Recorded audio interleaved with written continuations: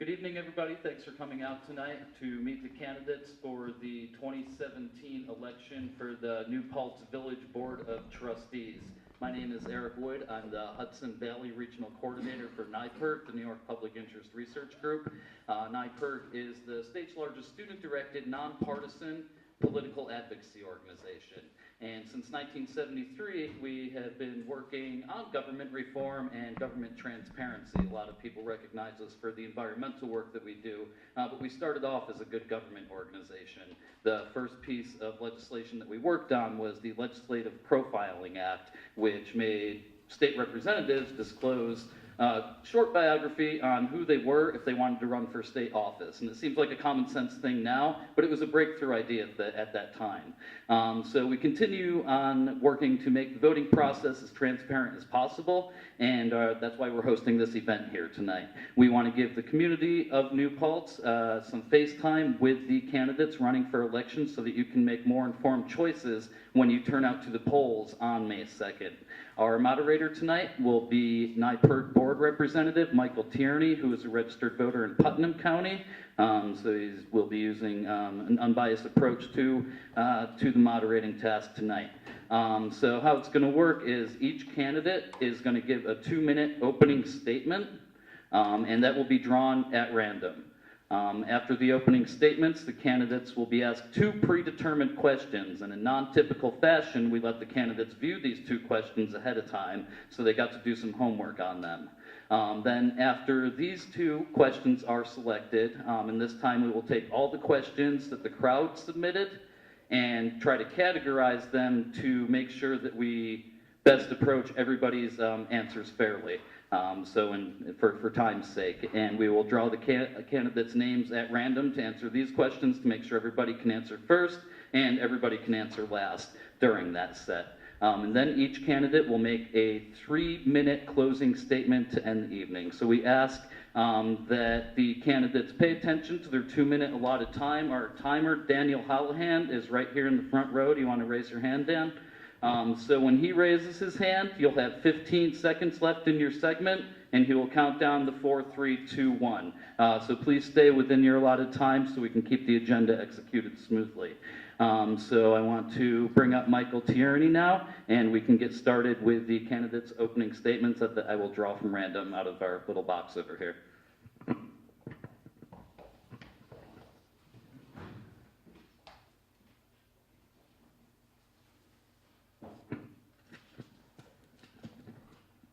All right, the first person to give their opening statement will be Galo.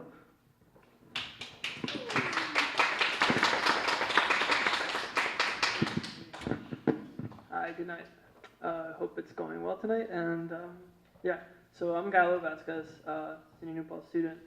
I've been here for going on 4 years, and I'm going to be here for quite a while, especially if I win this.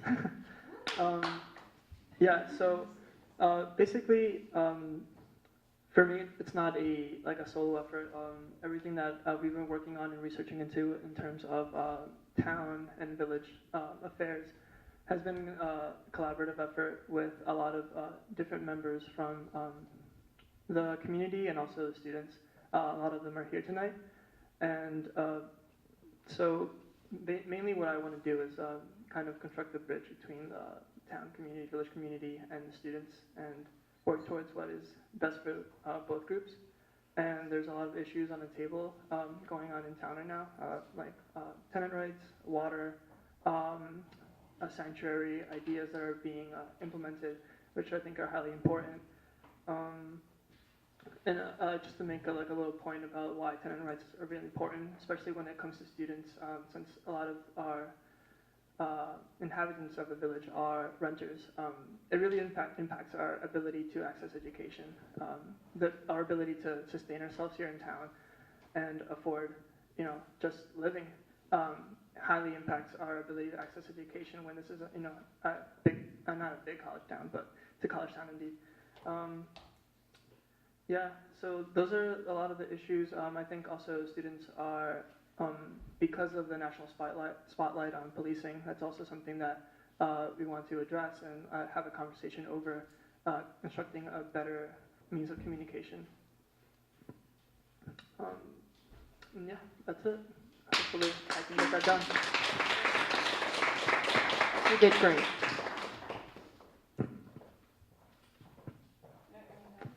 No, it's random. So the next person is Rebecca. Hi, Rebecca Rotzler. I currently serve on the village board. It's the second term. They were not consecutive. I served from 2003 to 2007, and as KT has responded to Trump in her bid for office, at the time, George Bush declared war on Iraq, and bombings started, and that was when I decided to run. I had been active in government since being a student at SUNY during the mid-90s. Worked with the NYPIRG administration. We brought candidates to the campus. A lot of community groups to, or I should say a lot of student groups to community events. So it really was a good bridge. I ran again in 2013, and obviously I'm still serving that term. And during that time, what I saw was that a lot of projects that we felt were done in 2007 actually weren't. The Affordable Housing Act law, I should say, went into kind of a dead stop at the county level. And then what is known now as the MDR zone looked to be done, but that also was halted until 2006, 7, 8. So it just kind of went on. So actually, I should say 2000, more like 2017, 16, 15, we were starting to bring it back again. With that, things still aren't exactly done. The water issue has carried on much longer than we expected. And also, we are working on the biggest conservation easement that I've ever seen in front of us, and we've been working on it for decades, and that's the Millbrook Preserve. And that's a big priority for me in terms of seeing it move forward. Thank you. Good job.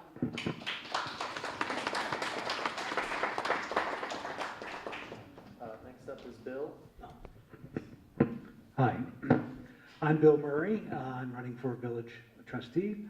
Thanks to Eric and Michael, NYPIRG, and you guys for coming out. It's really great to see a room of interested and involved voters. I grew up in a town nearby called Binghamton, New York, which is home to the State University of New York at Binghamton, which is very similar to New Paltz in many ways.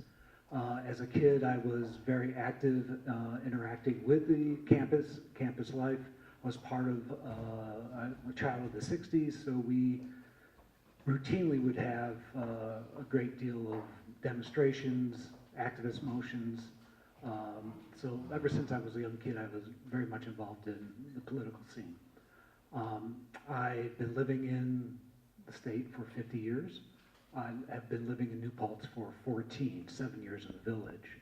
I have 3 kids who are enrolled in New Paltz Public Schools, and they're having a really wonderful time and enjoying it. I really love living here. I really would love to help the community as best I can. I think that it's just a wonderful place for a family and for students and for kids, and it's a great thing to be a part of. A little bit about my background is I have been working in the arts for about 4 decades. I work with theater, dance, and opera companies that are based in New York and the U.S. and abroad. I think that experience is very relevant to working with a group of people. I'm a volunteer planning board member. I'm also a member of the Ulster County Planning Board and a volunteer firefighter here in New Paltz. Look forward to the conversation, and thanks for coming again.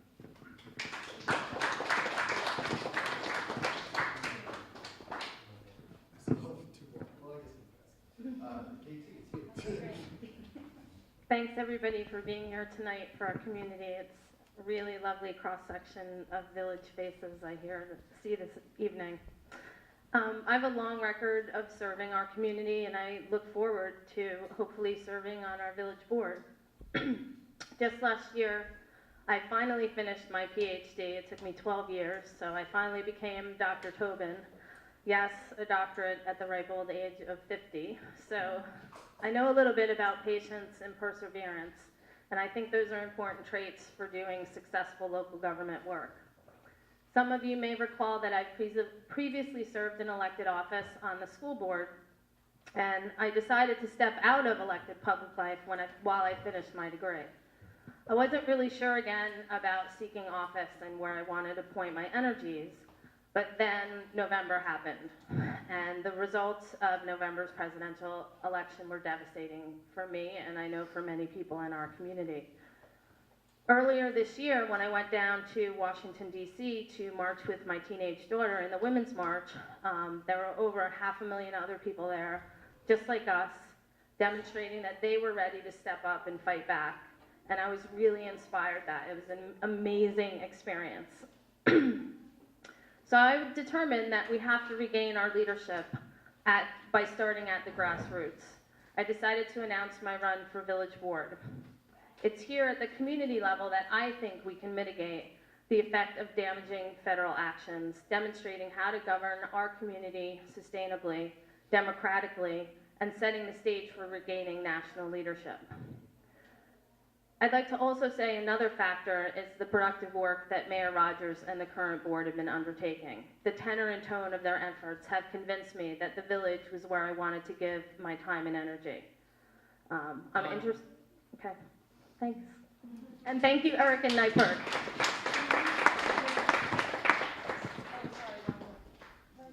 Can I go? Hello, my name is Celeste Tesoriero. I would like to thank all my supporters for arranging yourselves on that side of the room. Hello, guys.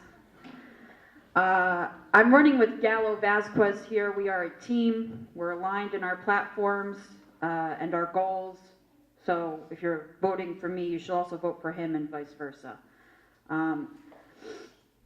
If anybody in the crowd has an iPhone 6 charger, please bring it to the front. Other than that, Galo and I are running because there's a divide in town. Basically, we have a very young town. Almost 50% of the town is between the ages of 24 and 15 years old. So that's where the people are. But where the money is with, I don't want to say older, I would say more, they're older, I'll just say it. They're older, and a lot of them get their livings from being a landlord or owning a business like a bar. A lot of them do both of those. And so I think that the general consensus from the current board and the people sitting to my right is that this is kind of working in harmony really well because they're on the one side. Bill is a landlord, and I don't think these people own any businesses, but so, and the mayor used to be a landlord. So I think for them, they're like, well, this is going great. We're all on the same team. But for Galo and I, who are younger and representing younger people, we think it's going really shitty for us. The rent is extremely high. Almost everyone I know has had their security deposits stolen. Our landlords have been doing ridiculous things. I'm a tenant attorney, and I get phone calls from people who went without heat. So that's what we're doing here. Thank you.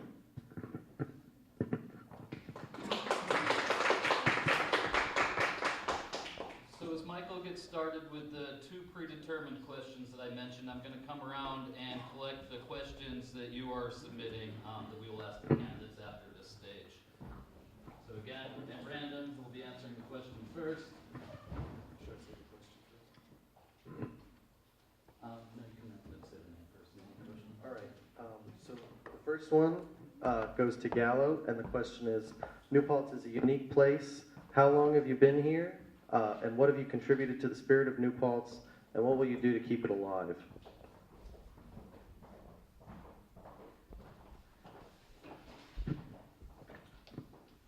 So first of all, I've been here for almost, like I said before, going on 4 years. I plan to be here quite a while, just like working in the community. It's, I don't know, it's what I feel like I'm meant to do, organizing with people, always just being kind of someone that just wants to like listen and then mobilize and do actions. What I see in the spirit of New Paltz is a lot of knowledge, a lot of people that know what the problems are, a lot of people that like to point out at the faults in our society, the faults that our community is living with, and people that want to work and want to fix these things, but a lot of the time it takes accessibility to the resources they mobilize, and it takes a kind of like a group to gather around and really like work on like what the issues are and get them done. So that's where I think that the spirit of New Paltz is like, look at this, the problem, assessing it, and then having that kind of core group, people to communicate between government bodies and then just regular old like townspeople and students, getting those together and putting the resources into solving the problems that we face, which is of course right now water, tenants, sanctuary, because that affects like our community that grows our food, and just because they're the people that are most marginalized and need our help. So keeping the spirit of communication, inclusivity, and just thoughtfulness and gathering of knowledge is really what I want to push.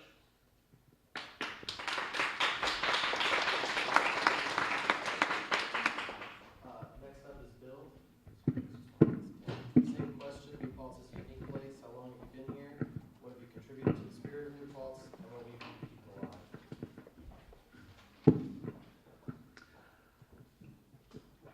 If spirit means character, and I think character and spirit are intertwined in some ways, I think there's a character of, there's a great community here that relies on each other. There's a community here, and that's a spirit that's not necessarily found in many places. You have people that work together well, you have people who don't work together well, but all in all, things do happen in this community that are very positive. I think I contribute to the community as a volunteer. I think I mentioned this previously. Again, I'll repeat to answer the question, I've lived in New Paltz for 14 years, in the village for 7. I think there's a great deal of spirit in New Paltz about volunteering and being a part of the community. And I feel that I've done that for the 14 years I've lived here. As a member of the planning board, the Ulster County Planning Board, I've been reviewing our local code, our local laws that are here that are in place that need revision. As a volunteer firefighter, I'm exposed to a number of situations which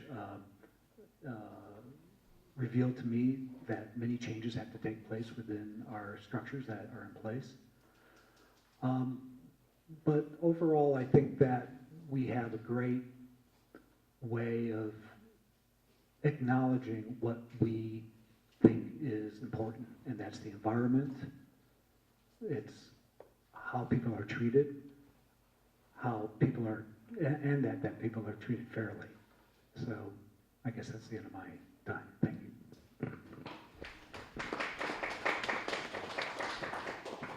Next we have Celeste. Same question. Great question. So 70% of New Paltz is renters, and then we have 30% of New Paltz is living below the poverty line, which I believe is like $70,000. And then 90% is like family income. That means like if it's a family of two people. So 90% of families in New Paltz earn under $100,000 a year. So that's who lives here. Now, if you're going by that, Galo and I are the clear winners. So if you're in the 90% of people living in this village, Galo and I are definitely going to represent your interests. I mean, I don't know how much these people make. You know, they didn't disclose that. Galo and I are willing to disclose our tax returns. I don't believe that these people are. But I can tell by the houses that they live in that they're definitely making a lot more than 90% of the village. So I don't think they understand what the hell you're going through. I think that they're going to do a very good job of representing themselves and representing their friends who are also, I mean, I don't know if they're rich compared to America, but they're certainly rich compared to the rest of the people living in this town. And I think the only reason that it's been a board of mostly white people and mostly rich people is that there's some false analogy that we're kind of all on the same team and that they're going to represent your interests. And I think that once we break out of that mentality, which is what I'm trying to do tonight, and make you understand that there are sides, and these people are not going to represent your interests. Gallo and I are, and if you're in the 90% of people that make below $100,000 in the town, you should definitely vote for us. Goodbye.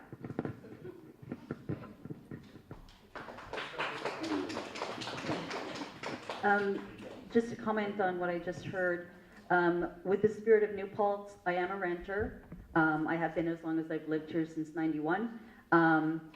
I am Native American. I'm not typical, I suppose, as a white person here. And I left my job mid-year last year. I was at BOCES for 15 years, and being that I left mid-year, my tax statements show that I made under $34,000 last year, and my rent is $995 a month.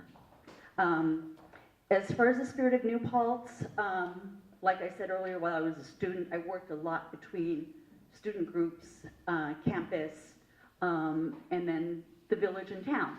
Hasbrook Park has many events throughout the year. One of them at the time was Unity and Diversity Day, and that's where we brought high school groups, campus groups, community groups, a lot of different people together, and it was a real celebration, and that's what I like to see New Paltz's celebrations.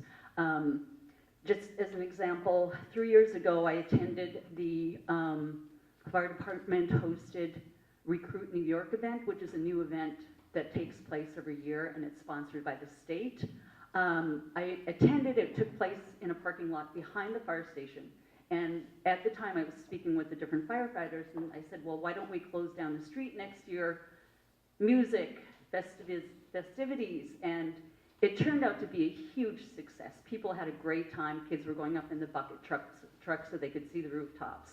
So this year we're doing the bands again, we're closing down Platic 11 again, we're adding raffles in where the community can participate. And just one thing, sanctuary is a new term with us right now.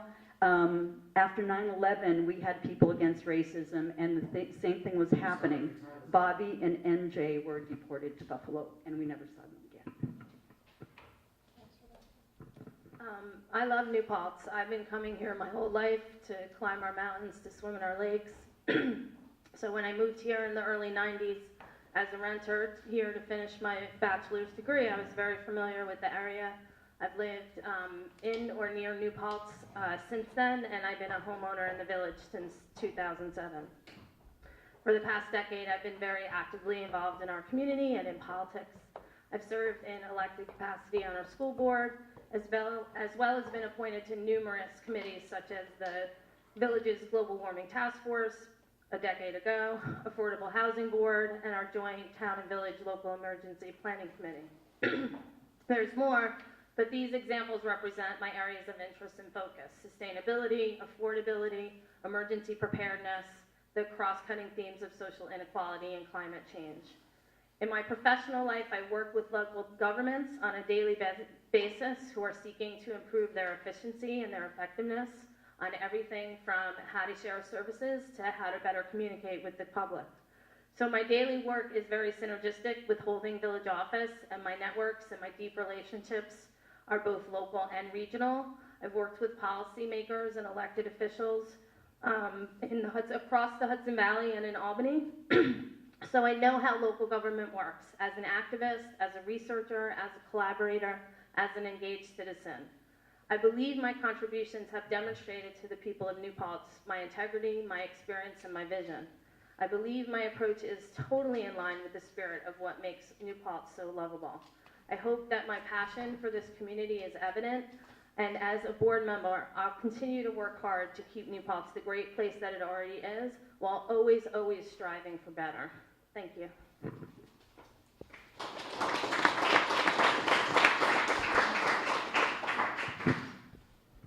So now we're going to ask the second question that you guys have already seen, and the question is, how would you approach a situation whereby you were proposing a budget item, resolution, or law that would benefit your constituents broadly but has vocal opposition?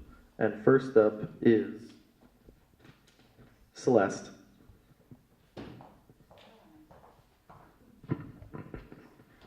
Thank you. Again, great question. So we're proposing the tenant rights law, which is obviously being opposed by landlords. Now, you have to understand that a big complaint of tenants, other than the violations of their consumer rights, is that the rent is too high. But the person sitting on that makes his money by being a landlord. So when he's elected, he's going to do what it takes to keep,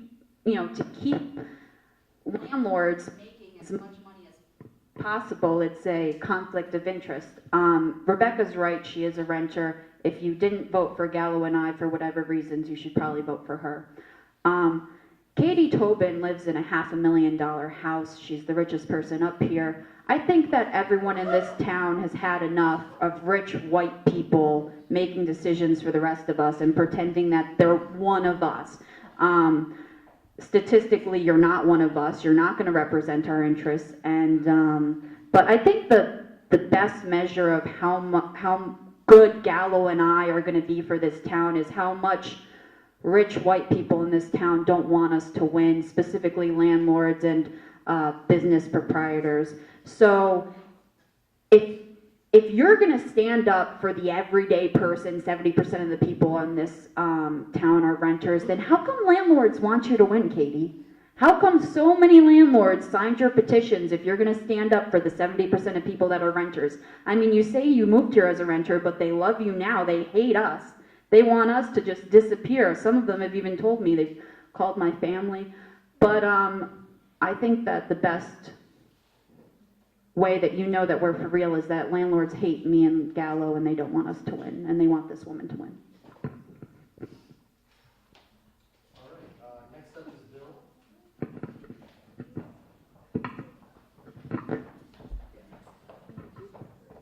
Yeah, could you repeat the question? Because I got a little lost there, sorry.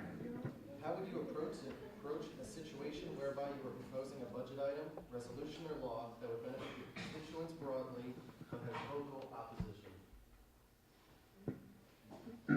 That's a difficult question. One thing I have in mind is if I should become elected as a rich landlord, beyond your dreams, Rich. I'm interested in bicycle safety and pedestrian safety, safety for children in our community. One of the things I would like to see happen in our community is to bring our speed limit down a little bit, bring it down perhaps to 25 miles per hour, or lower that speed limit to perhaps 20 miles per hour in bicycle zones. New York City has a citywide speed limit of 25 miles per hour. Cities like Seattle and Boston are looking to adopt 20 mile per hour speed limits. If anybody knows about speed and impact and physics, for every few steps, every few notches above 30 miles per hour, if somebody gets struck, a pedestrian or cyclist, their chances of serious injury increases dramatically. In fact, I think I've got a little note here that if a driver is going 40 miles per hour and hits a cyclist or a pedestrian, you have an 80% chance of a serious or fatal injury. So what we're doing in New Paltz and in the community is developing great rail trails, or trails and connectors to our rail trail. I think that we need to do something to help protect those cyclists and pedestrians who are sharing both the roadway and these trails, so that their safety is protected.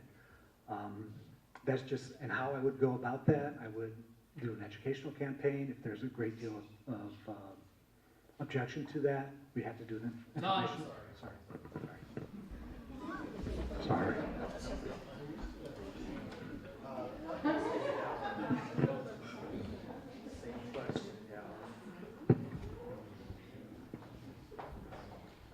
Hello there. So when it comes to conflicting issues and really resolving and moving forward and really taking action on any kind of issue, I think it really comes down to creativity and willingness to find different avenues to get it done. And I think what maybe like a younger generation has to offer is really willing to be and willing to look outside the system and preconceived notions of what is right and what is wrong, looking outside of things that have already been set forth, being more creative about ways to fix situations, thinking outside the box. And if it comes to really education, assessment to new ideas, looking into different options, and when it comes to like actually fixing things and getting your hands dirty with any kind of issue and putting forth policy, it really comes down to talking to the people that are going to be affected by. So when we're talking about pedestrians and bikers, there was a couple hits, and within the 2 years, I think 2 individuals were struck by cars, and I actually saw during one of the village or town board meetings, someone came forth and gave their testament about what had happened to them a week prior, and fortunately they weren't hurt, but they didn't know where to go. There's pedestrians and cyclists kind of committee, but really giving them a chance and a space to talk and express what they want to see be done in town is really what needs to be done. And having someone to take the time and listen to the people that are going to be affected by any policy implement change, and not just be willing to be the person that throws something on top of the people that are going to be affected and just assume it's for their benefit. So talking, being creative, and just going forth with listening and implementing the things that need to be done by those that are going to be most affected, which is always, our marginalized people.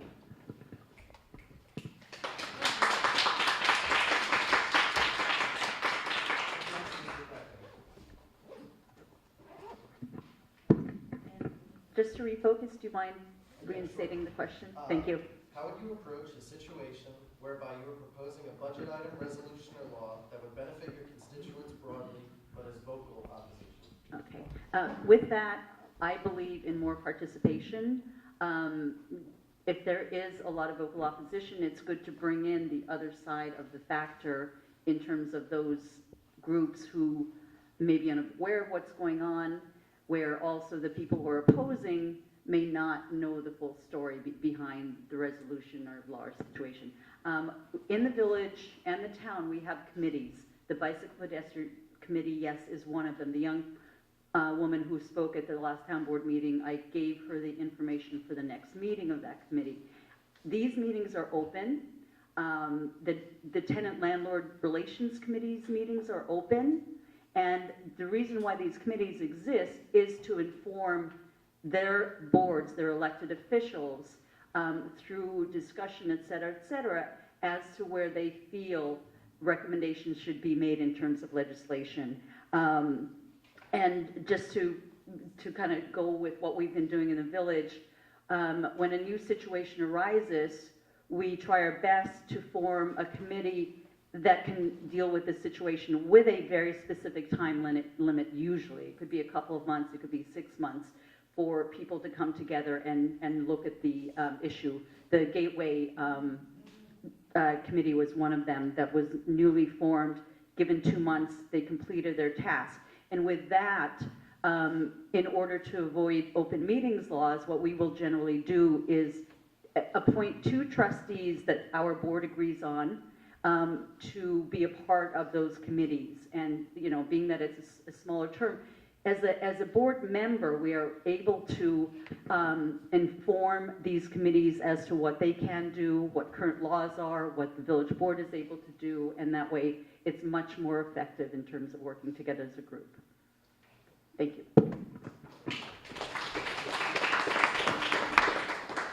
I agree with Rebecca. I've served on a few of those, and it is a great way of proceeding. As I've said, I've been on the school board, so you'd be hard-pressed to find an issue that didn't have some vocal opposition. Interestingly and worthy of note this evening, I guess, is that it was often a very vocal subset of landlords, but I don't see landlords as a monolith, and maybe I'll circle back and address some of Celeste's allegations later. But for now, I speak from experience here, and the people of the village can refer to my record as to how I dealt with that when I was on the school board. So my guiding principles, first and foremost, is to always, always listen. I truly believe in little d democracy. When the people take the time to come to a meeting or otherwise voice support or dissent, It's an elected leader's responsibility to listen. In fact, there were many times when I was on the school board when many said we've heard enough, but I encouraged more forums and hearings because I saw them as opportunities to learn from the public. Now, my preference is for these interactions to be civil and to reflect mutual respect, but clearly that's not always the case. I believe I've proven to my community numerous times that I don't let incivility distract me, that I can keep my eye on the goal, which is good work and solid outcomes. It's important for me to also note that listening is not just due to my belief in democratic principles, but because I'm a very practical person. I believe inclusive dialogue creates better pathways to viable and successful outcomes. I'm only one person, our elected boards are only single digits in total. We need to hear from our community to construct outcomes that are doable and reflect the values of our community. Of course, I have a particular perspective that guides me, progressivism, but I'm not an ideologue. There's so much nuance underneath the crude categories of support and oppose once you really take the time to listen. I can identify numerous times where I've done this, and I think it's an approach that works.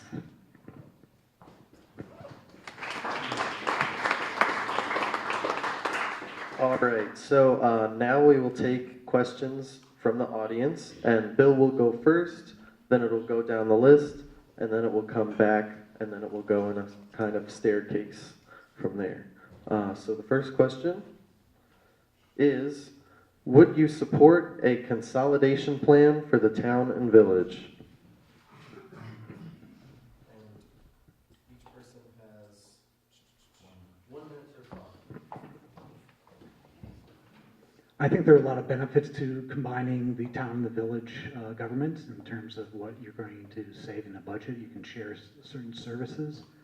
You'll have perhaps more input from the community if you're combined.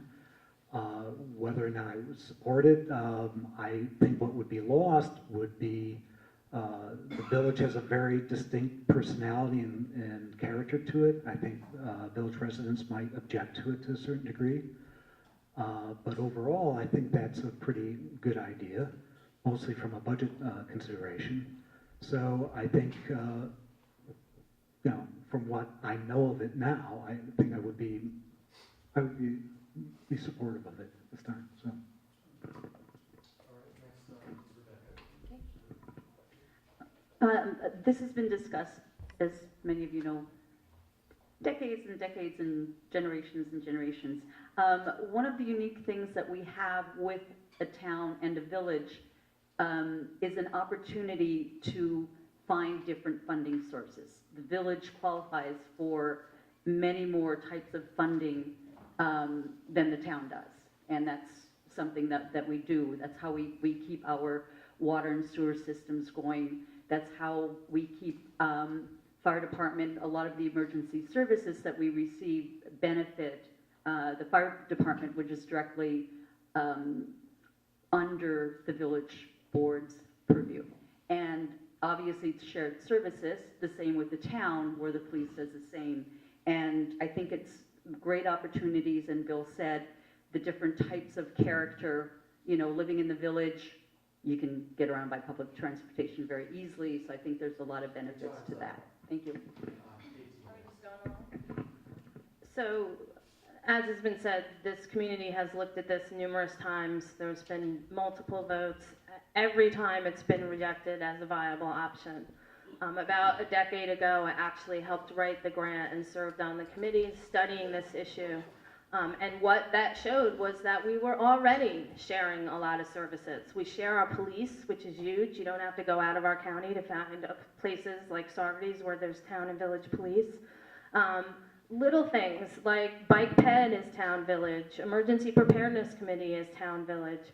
Our community, our villagers feel connected to their village. And the studies that we've done, quantitative studies, have shown that in every instance, we are doing a lot already to share services, and I think under the leadership of Tim and Neil, we're doing even more. And I expect us to stay separate, but to continue to work collaboratively together.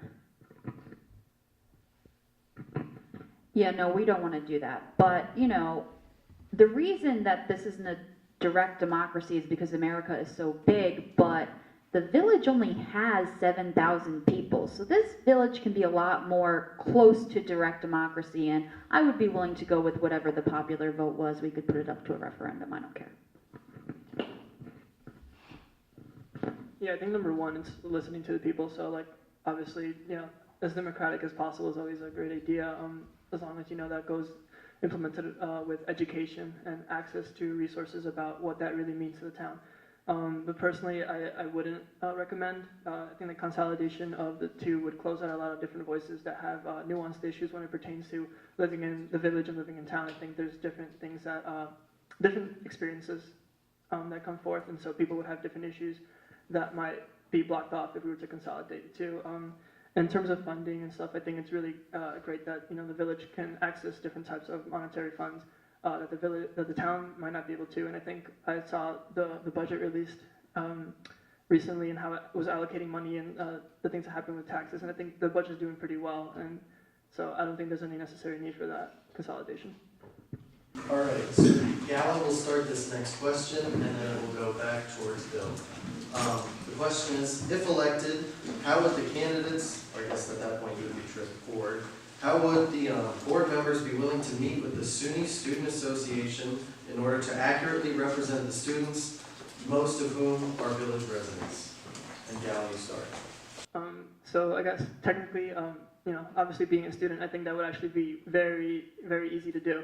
I know quite a number of people that are on SA and are always attentive at the meetings, and you know, whenever we're the part of the campaign, and whenever we have an issue, something we want to work on, if it comes to sanctuary in our school, or you know, having an educational like teach-in, something like that, we always, you know, try to reach out to our SA. So we have like lots of experience reaching out to SA and talking about the issues, especially if I'm on board, you know, issues that would pertain to both the school and the village and, you know, the community as a whole. Yeah, I think it's very important to include the students, and I would talk to the SA and see how they would want to be included, whether it's actually us coming to their meetings or they want to come to our meetings or some type of email thing. But I think it's important to go back to the fact that Bill Mate thought it was funny that I think that he's rich, and the point is that if you're making above 100,000% combined, then you're making more than 90% of this town, and I think it's important that he doesn't think that he's rich. Like, in his head and in these people's heads, they're one of us. But they can't possibly imagine what it feels like to, except for Rebecca, not be able to pay your rent or have trouble paying for school books. And so you have to realize that they're coming from a very different angle than 90% of the people in this village, and they're not going to understand what you're going through. Of course, I would meet with students. I would meet with any constituency that wanted to meet with me. I think that SA is a good place to start, but I don't think it's the only route to students. We're actually doing some work on faculty governance on campus, and this was mentioned again and again, and I heard it loud and clear that, yes, that's the governance system for students, but we also have to integrate and listen to student voices in other ways, because not all students are in the student association. So I would absolutely, positively meet with students. One of the committees that we have is the town gown, and its representatives, obviously from SUNY New Paltz. There's usually a student representative. It's a good avenue for students to attend those types of meetings, but also I feel that if we had a board liaison to the SA, that would increase our board members' involvement with the direct student body. It can go beyond the SA, because the SA is a group that represents different student groups. And once you get to know the leaders of those student groups who basically represent their group, that gives you an avenue to the greater community at the SUNY campus. Yeah, I have to agree. I'd love to meet with all of you. I mean, in fact, we can meet after this debate if you want to talk a little bit what's going on, and be very curious to hear a broader perspective on what's going on campus and how it's impacting your lives. I can only hear from the students that I have contact with. I have neighbors who are students, and they tell me what they're going through on campus and what they're going through in the village. So I certainly would be willing to meet with all student leaders and just everyday students at any time as an official of the village. If you want, you can email me. My email address is murray4trustee@gmail.com. You can email me some questions and I'll respond to you directly. Thank you. All right, so for this next question, Rebecca will start. It will go towards Gallo and then come back around to you, Bill. The question is, how would you handle unfair practices by village landlords involving not returning deposits and not maintaining the properties up to health and safety standards? Okay. But Dennis Young is our liaison to the Tenant Landlord Relations Committee, and that is a good avenue for people to go to in terms of getting our laws updated. And I know Celeste doesn't agree with that, but that is his job. And in terms of us helping, you certainly can come to us to complain. You certainly can go to the commission to complain, and we can see what we can do to help you. I have been in a situation before where I actually participated in a rent strike in my building because of bad practices, where we were evacuated by the fire department several times. And this was a situation where it was actually the fire department and then through the village board where there was attention brought to our situation, and we were all able to move out without anyone actually dying. Just one person got taken by ambulance to the hospital, but I know it does exist. Thank you. So obviously, these issues have become very salient lately at village board meetings, but these issues were salient when I moved to New Paltz, when I remember it was just par for the course that landlords didn't return security deposits. And it saddens me that we haven't moved forward enough to create change in this arena. At this point, what I hear from the board members that I talk to is that in terms of security deposits, I think the current board is amenable to updating the law to limit security deposits to 1 month rent, require 2 weeks return. If a security deposit is not returned in that time frame, there needs to be established credible reasons for lack of return and a penalty if it's not returned. We still have to deal with lease breaks, repair and security provisions. We need to explore whether law is the remedy, but as Rebecca said, the lieutenant, all right, blah, blah.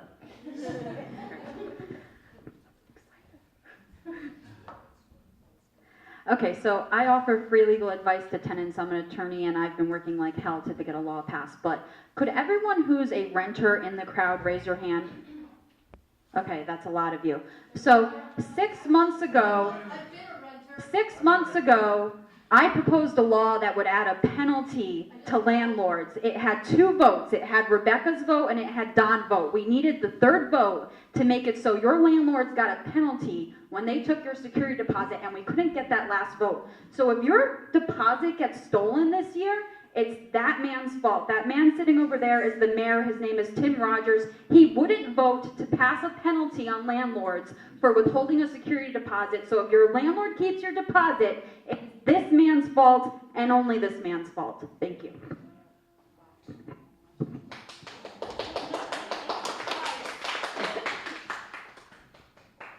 I don't really know what to say after that, but yeah. See, yeah, I mean, honestly, just takes passing legislation, takes passing the actual things that are going to impact that people's lives that have like legal standing. Because a lot of times when you're in a position of making money off of somebody, unfortunately, a lot of times you're gonna take that if it's what society says is okay to do, and unless there's something blocking that pathway for you to take advantage of somebody, unfortunately, a lot of times it's not gonna get remedied.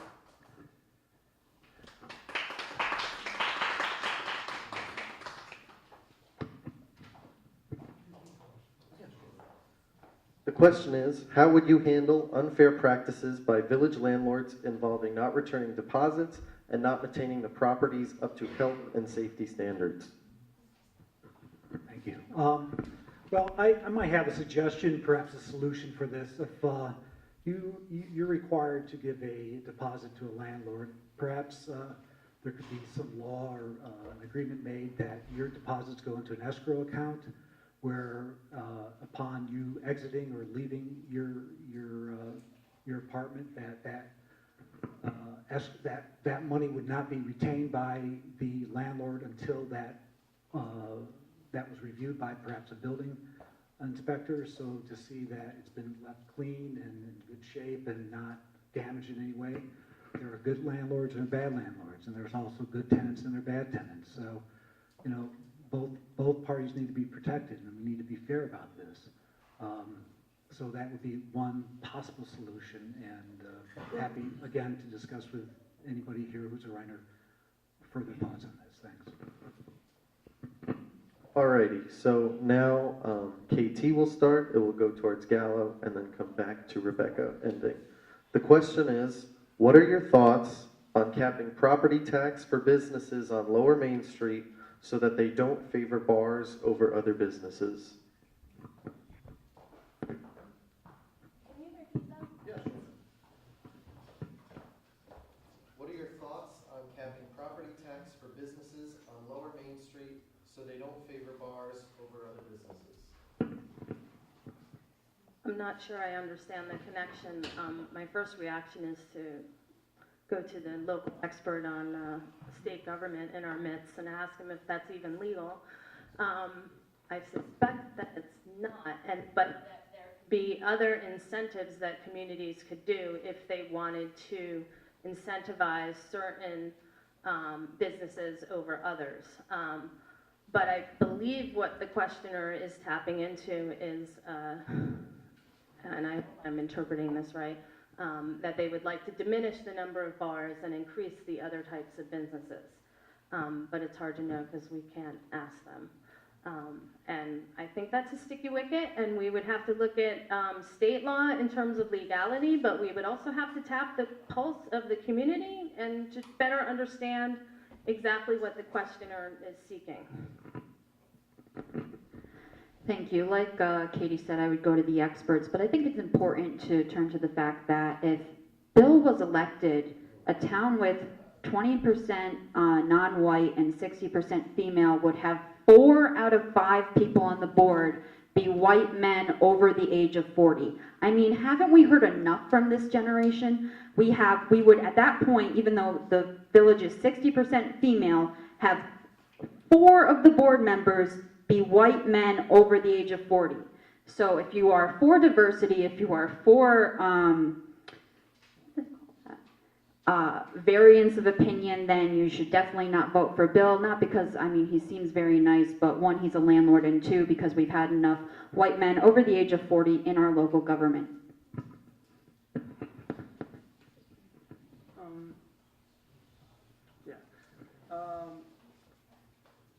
I guess with the question, I think it's a really intricate question.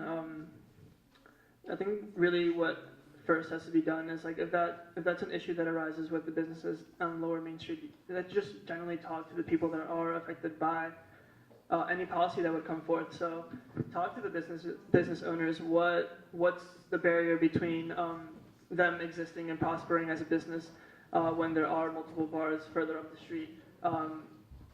Honestly, as the terms of the legalities of that, yeah, I would talk to experts and stuff, but honestly, if it's whatever we can do, and like in a creative way, whatever we can do to benefit the community, and if it's something that's really troubling the businesses, we'll find some way to do it regardless of, you know, any kind of barriers.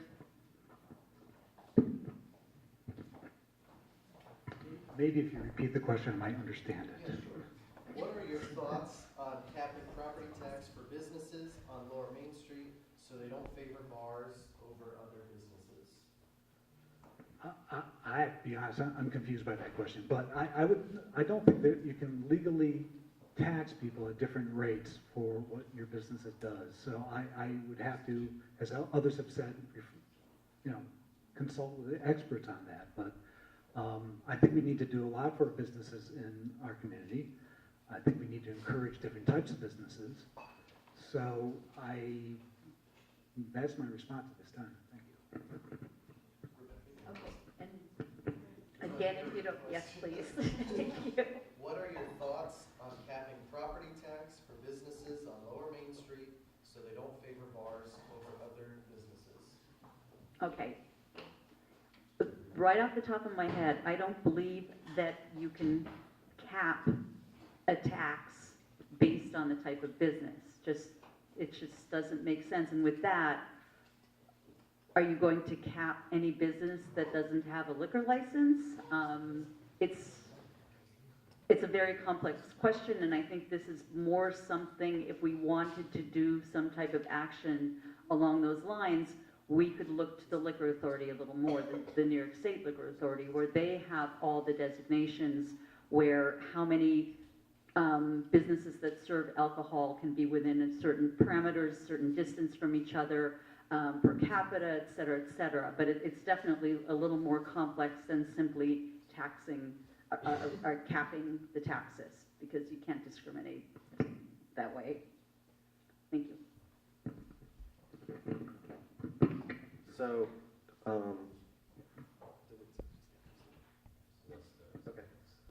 okay, so Celeste will start this, and we'll go to Gallo, and then from Bill to Katie.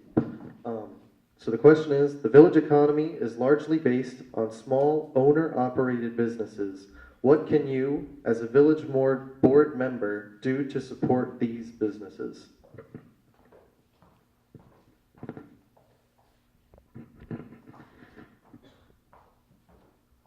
I'm a small business owner myself. I think I would talk to them and try to find out what they want from me. So, but from raising the hands, we found that if we're just voting in our interests and the renters all voted for me and Galo, this election would be over and we would win. So I think what you need to understand is there are 3 people trying to convince you to vote against your interest for them. And I think it's very important that you see through what they're saying and what they're trying to do, because that hasn't been working. I mean, there's a reason that New Paltz has some of the worst rental laws in the country. I did. I said I would ask them. That's my answer. I would ask them. Thank you. Let's keep audience comments to nothing for now. This is fact-based, contrary to what she does, which is bullshit. Doesn't matter. I think when it comes in terms of economic prosperity, especially since this is a small business-based community, it really depends on how people can have the economic opportunity to go out and spend money in those businesses. And if you have big businesses, say like Tops, moving in and making things like incredibly affordable for people that don't have money and go out and spend their money there. Okay. It really comes to hitting the main issue, which is, do people have the ability to go out and spend money in the community?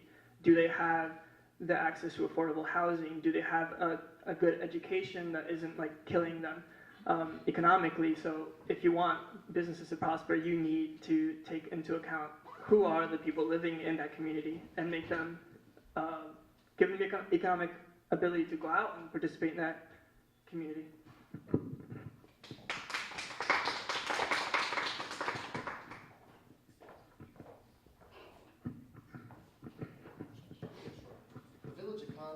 Largely based on small owner-operated businesses. What can you do as a village board member to support these businesses? Thank you. Well, there are many, many small businesses in New Paltz, and that was one of the great things that I found about this town, is that we have great shops, we have great little stores that people come to visit, people come to New Paltz to actually walk our streets, shop in our shops, to reduce that business in any way would be detrimental to our community. In order to help support that business, I think what we should do is try to promote those businesses in a way that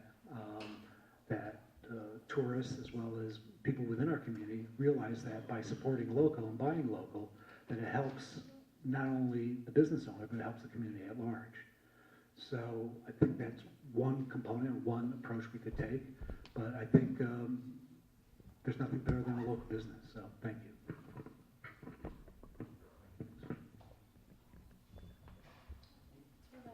Excuse me, you started. No.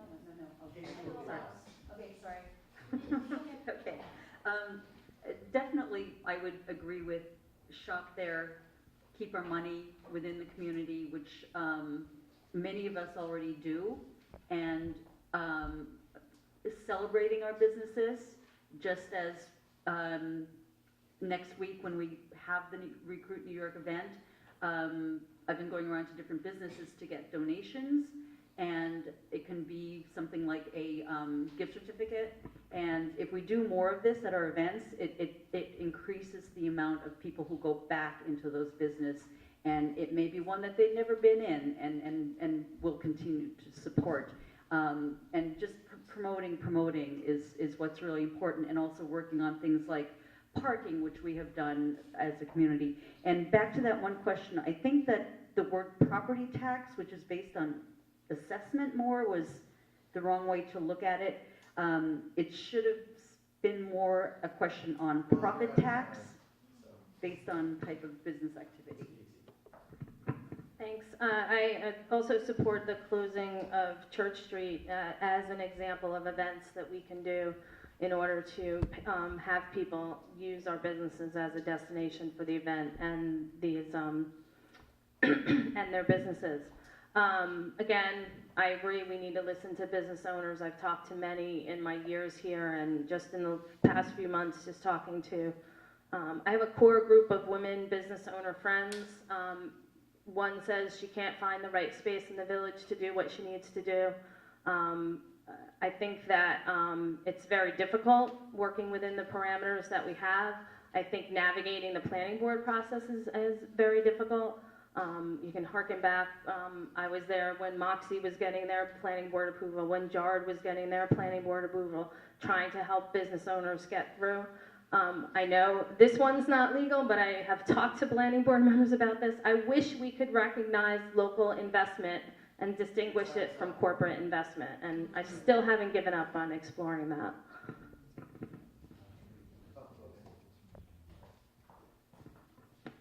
All right, so now we will do 3-minute closing statements, which will be drawn randomly by Eric. First up is Galo.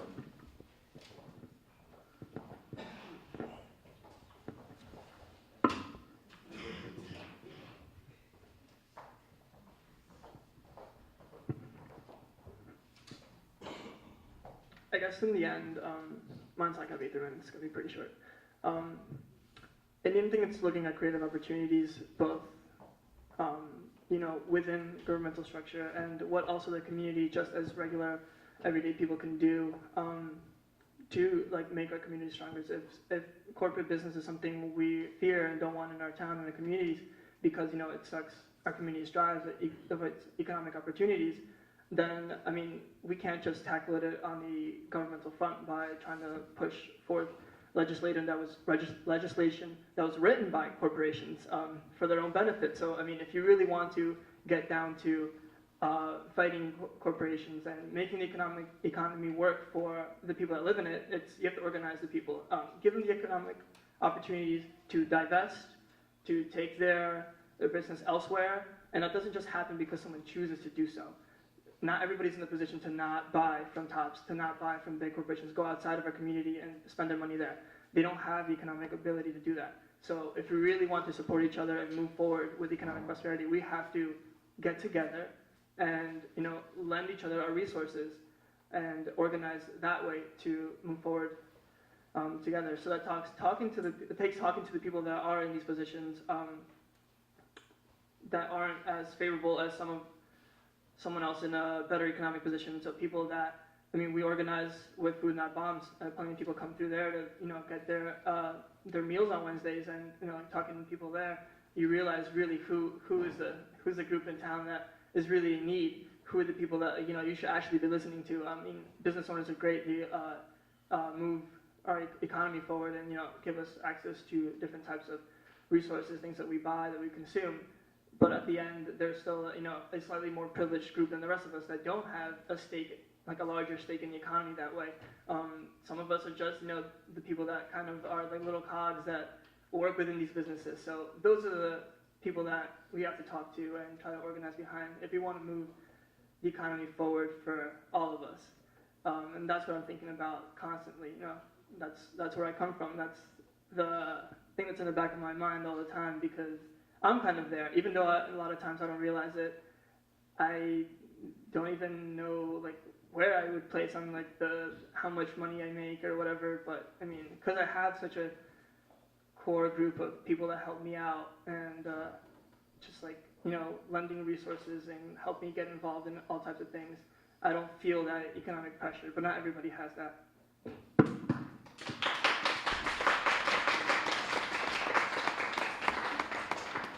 Next is KT. You have 3 minutes. So in this new scary world of alternate facts at the federal level, I think it's important that we have local truth. So because of that, I do need to talk a little bit about the allegations that have been thrown at me this evening. When I was considering running for office again, I asked my kids, 3 teenagers, well, one's 20 now, were they on board? Did they think that I should do this? And the first thing my daughter said was, "Mama, do you really want people writing and saying lies about you in the newspaper?" And guess what? I didn't have to wait too long for that to happen. And she'll be watching this, so it's important for me to respond. Anyone with inclination, Google in a couple minutes. Doesn't take a big effort. You just have to want to know the truth. Can go and see my state employee salary on the internet. It's all right there. Spoiler alert, it's not 200K, it's not 100K. In fact, with my 3 kids, as a single mom, until my significant other just recently moved in, I qualified for affordable housing. I work a full-time job and a part-time job on top of that to pay my mortgage. So it's very presumptuous to say to me that I don't understand, as a single mom of 3 kids, what financial challenges are like. And I used that perspective when I was on the school board, the entity that actually taxes our residents more than any other entity. I am incredibly, incredibly sensitive to the issues of people who can't afford to live here. And I constantly strive to do better for those people when I was on the school board, and I've done that in all of my volunteer work for our community. So I'm running on my record. I hope that New Paltz believes that I'm competent, that I'm qualified, and that I'm honest. I think I'm a straight shooter, and I think that I'd really love to serve New Paltz, so I'd like to have your vote.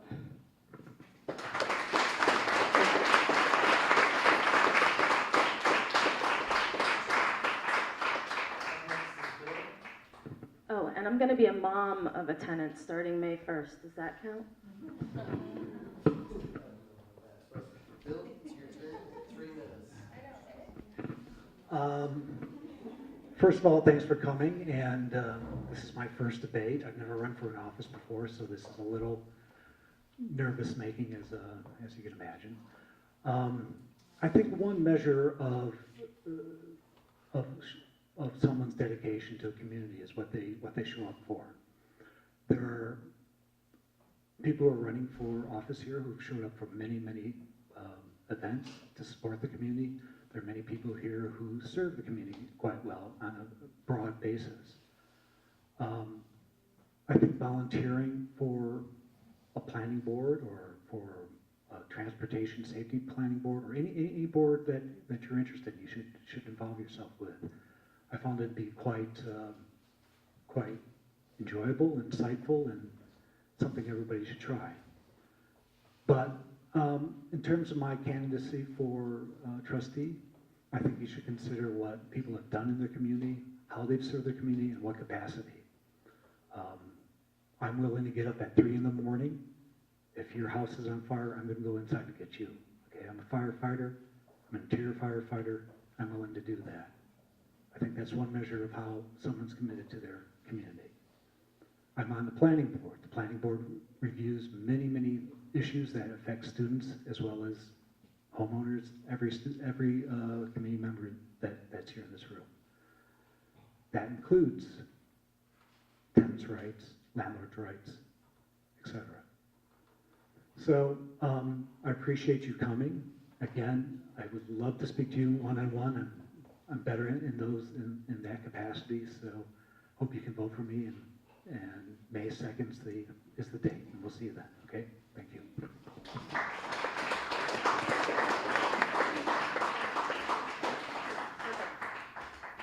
Okay. Combined, without the years where I wasn't on the board, I've been doing this for 14 years as an elected official. The remaining seated board members currently have been for 2. And I really feel that the institutional knowledge and continuity that I bring and brought before is very valuable to our community. I can remember when things were first being discussed, when things were adopted. There's a lot of knowledge that I bring to the table, and I apparently have a good memory because I bring up things that a lot of people say, what?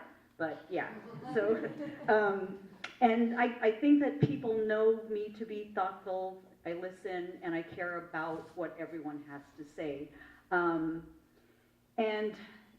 I don't discriminate when it comes to being a renter, being a landlord, being a homeowner, being rich, being poor, being male, being female, being whatever gender identity you have, whether you're Native American, whether you're white, whether it doesn't matter to me. What I feel is what you should look at what the candidate brings to the community.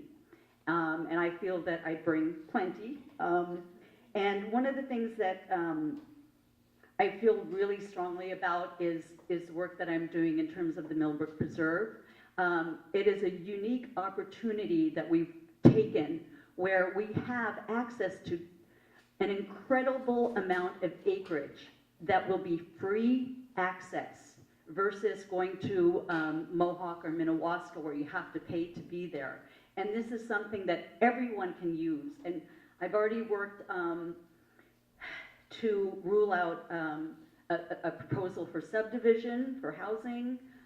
There's water exploration that's being discussed, and that's something that I'm looking very diligently at other sources so that we can actually have all of this acreage, which the village purchased through a taxpayer bond, to have for us. And we're working on the easement, and I feel it's really important. In my upbringing, growing up in Alaska, we never had an issue of land ownership. It wasn't a concept to us.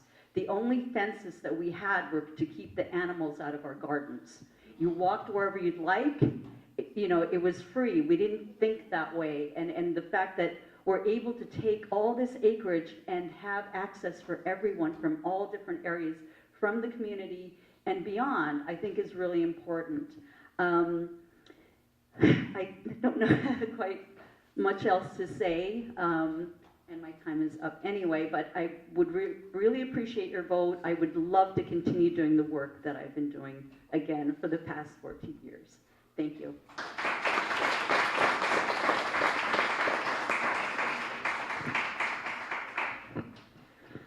These 3 people are trying to convince you to vote against your interests and vote for them.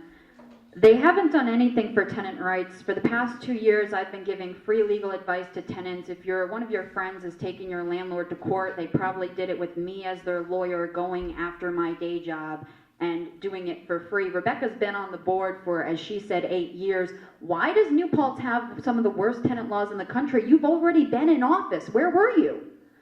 And you heard Katie kissing the mayor's ass. Well, I think that she's going to do exactly what the mayor's been doing, which is nothing for tenants, and he's already been in power. So they want you to believe that even though they haven't done anything for renters in the past several years, some of them in power, some of them emulating some people in power, that now if they're elected, they're going to help you. Well, Galo and I have been helping renters for 2 years, as long as I've been here after law school, for free when it wasn't our job. So you can trust that we're going to keep doing that whether we're elected or not.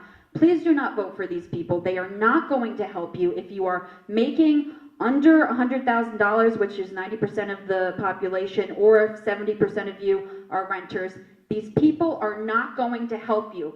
There is a reason that New Paltz has some of the worst tenant laws in the country, and it's because we keep electing rich white people and trusting them when they say they're going to help us, and they don't. That's it.